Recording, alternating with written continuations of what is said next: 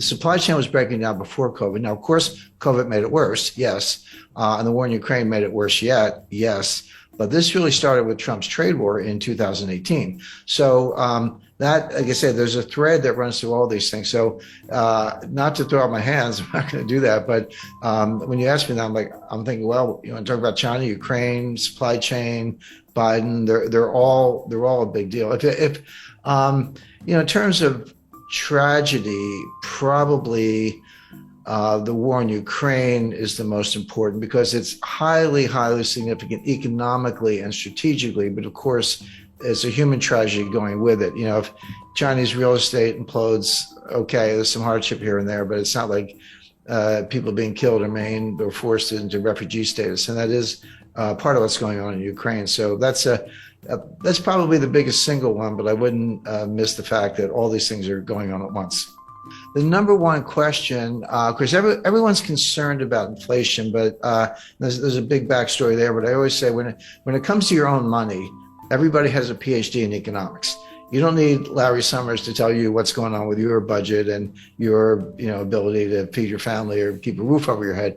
So people get inflation. It's one of the reasons it's so politically toxic is because it's unavoidable. You can't fudge it. You can't spin it. It's like, hey, if I used to fill up my Ford F-150 truck for $50 and now it's $125, A, you get it. It's right in your face. And B, that's $75 that you don't have to take your spouse out to dinner, buy a new jacket or whatever.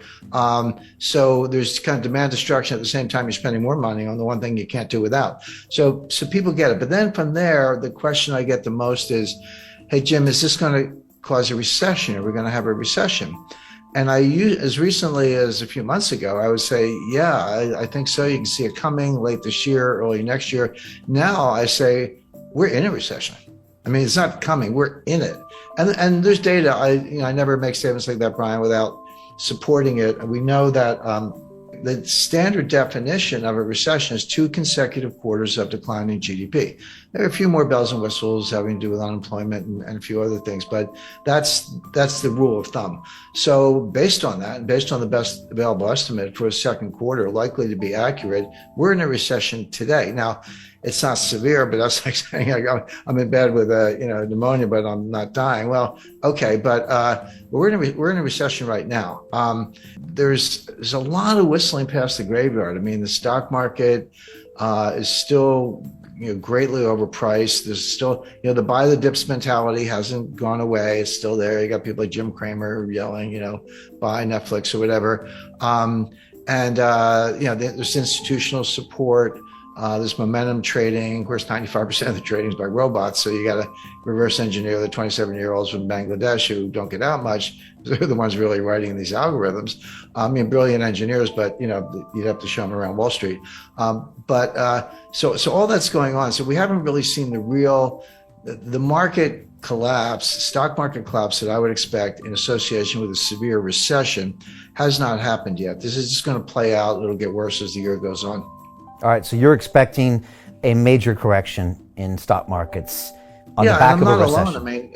I mean that is my expectation. I have my own models and I look at it closely. But if you listen to Michael Burry, Jeremy Grantham, Charlie Munger, these people have been around and they run hundreds of billions, and they're saying the same thing. So, every now and then someone will throw some statistic at me and I go, how long is your time series? And I go, we took it back 5 years. I was like, talk to me if you've done it for 100 years, because that's a little more meaningful. But Jeremy Grantham actually did do a 100-year time series and looked at bubbles all over the world, 1929 US, 1989 Japan, 2000 dot-com stocks, and many others.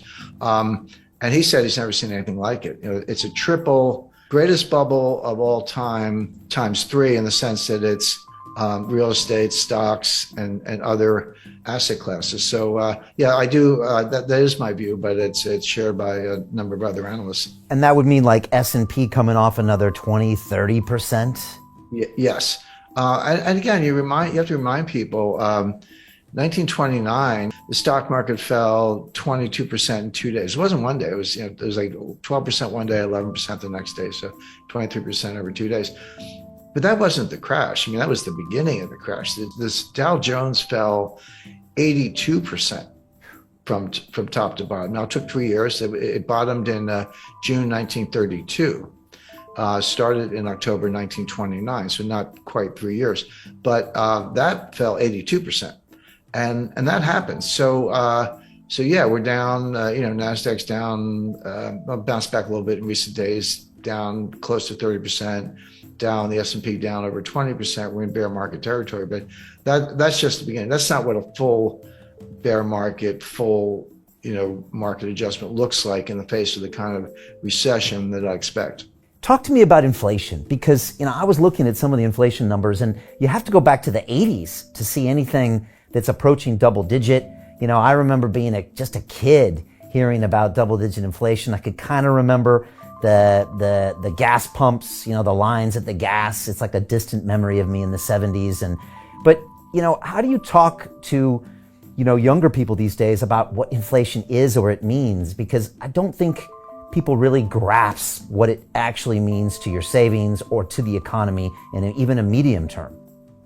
Well, that's exactly right, Brian. And if you, you're a little younger than I am, but I lived through it. I started my career in banking in 1976, and I remember my wife and I used to kid each other. She was in advertising, I was in banking, and the inflation was so bad, you'd get a raise every 4 or 5 months, and you didn't have to ask. They would just give it to you because they knew that you were going to quit if they didn't keep up.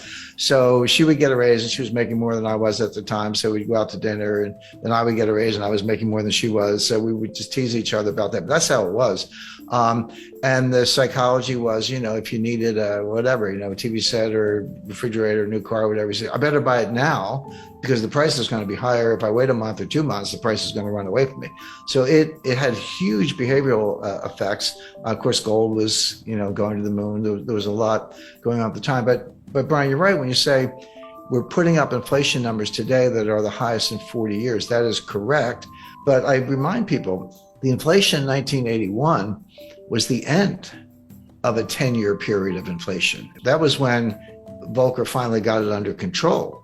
But you go back to 70, between 77 and 81, so that 5-year period, the dollar lost 50% of its purchasing power, not 15, 50.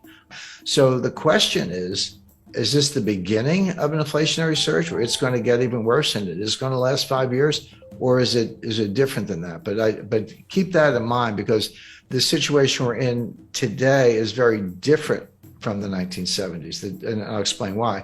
But I'll explain why right now, because in the 70s, it was triggered from the supply side with first the Arab oil embargo in 1973 as a result of the 1973 Arab-Israeli war, and then the price tripled, but it went from $2 to $6. Okay, but percentage terms, that's a huge jump, but it was still $6. And then it got to 12. And then in 1979, you had a second oil embargo because of Iran and the Ayatollah and the revolution and the hostages and all that. And then it went from kind of 12 to 20. So oil went up by a factor of 10 in the course of the late 70s because there's two different embargoes. So that's coming from the supply side. But what happened was the other source of inflation is on the demand side. So you have what's called cost push inflation. That's where supplies choked off, or there's an embargo, or there's a shortage, natural disaster, a lot of things. It's coming from the supply side, and demand is inelastic, so you just pay up or kind of do without. But the demand side is much more psychological. That's called demand pull inflation. That's when consumers behave the way I described, and as I say, I lived through the 70s, where hey, I better buy it today, I better buy it now. You're pulling all this demand forward and bidding up prices because you're worried that it's going to get even worse. So as that applies to today, we are starting with the cost push inflation, mainly the price of energy, but the price of food is a big factor. And of course, they're related. It's like here's the energy, here's the food. Where do you think the food comes from? To get the food, you got to feed the pigs and cows. What do you feed them? You feed them corn. How do you get corn? Well, you grow it on a farm. You need nitrogen fertilizer. You need diesel in your tractors. You get the food. You got to put it in a truck to get it from point A to point B. That requires diesel. The higher the diesel price, the higher the cost of food because you're moving it by truck, et cetera. So these things, as I say, are linked. But food prices are going up substantially, and you can't. The two things you can't do without are gas in the car and food. So you have that that cost push inflation. We're not quite at the stage where it's demand pull. We're not quite at the stage where individual consumers are behaving the way I described in the 1970s, saying, "Hey, better spend the money fast because it's losing value."